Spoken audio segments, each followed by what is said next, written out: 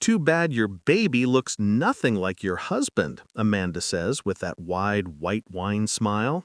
And he laughs. He laughs. Maybe she has a secret, Ryan adds, shaking his head, cheeks flushed.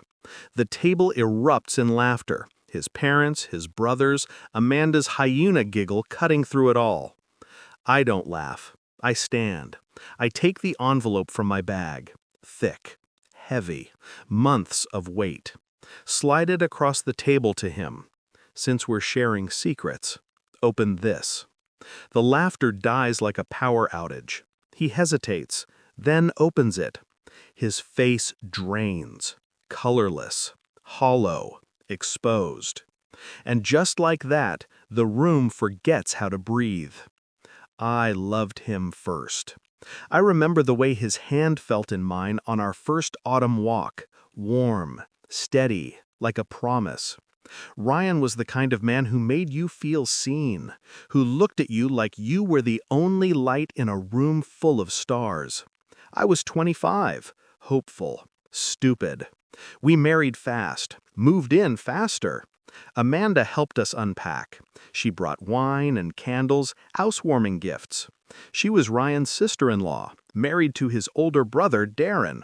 I thought she was kind, attentive, the kind of woman who remembered birthdays and smiled with her teeth. I mistook competition for closeness. I mistook warning signs for warmth. It started small. Ryan stayed later at work. His phone was face down more often than not. He stopped reaching for me at night.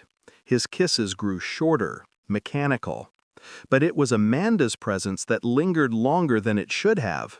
Her perfume on his collar after family dinners, the way her laughter echoed louder when he spoke, how she touched his arm when she didn't need to. I told myself I was imagining it, but doubt is loud in the silence. The moment that confirmed it, a text. It wasn't meant for me. It pinged at 1:12 a.m. I wish I was next to you tonight. He doesn't touch me like you do. Amanda's name sat bold at the top. I didn't cry. I watched him sleep beside me. Peaceful, naive. I memorized the shape of his betrayal. Revenge isn't rage. It's restraint. I didn't scream, didn't confront, didn't let on. I kissed him the next morning, made pancakes, told him I was tired, that I might go see my sister for a few days. He smiled and told me to rest. I didn't go to my sister's. I hired a lawyer. I opened a separate bank account, transferred small amounts hidden in expenses.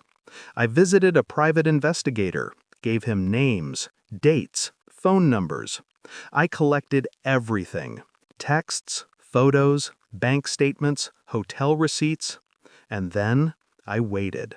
Through baby showers and dinner parties and fake laughter with clenched teeth.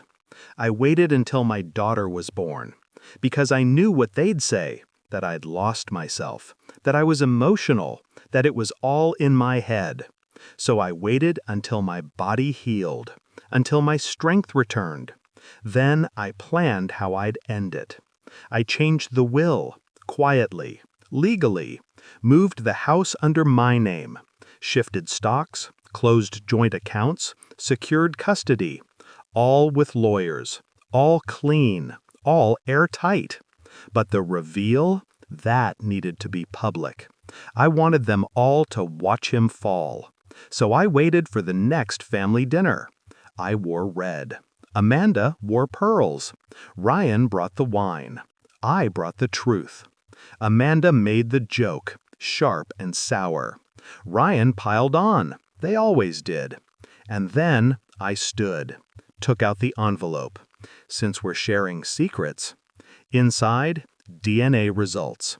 My daughter's, mine, his, not his. Also inside, copies of hotel bills, dates, names, photos, screenshots. A notarized letter from my lawyer confirming the divorce had been filed, that the house was mine, that the assets were gone, that custody had been secured, that his world was now a hollow room, echoing with the sound of me leaving. His hands shook. Amanda turned pale, eyes darting. No one spoke. My daughter let out a small coo from the carrier beside me. I picked her up, kissed her head. Then I looked Ryan in the eyes, calm, unblinking. You gambled your life for a woman who doesn't even have custody of her own kids. Amanda gasped. Right. They didn't know I'd spoken to Darren. Didn't know I'd shown him the texts, too. Their secrets were never just mine to expose. I simply handed the matches to everyone they'd burned. I walked out, high heels, higher head, left them choking on the ashes. Now, peace tastes like silence, like a quiet home without secrets, like my daughter's laugh, untouched by deceit. Sometimes I still hear Amanda's joke in my head. Too bad your baby looks nothing like your husband. She doesn't, because she looks like me. Strong, unforgiving, unbreakable. And now, the only secret I carry is how good justice feels.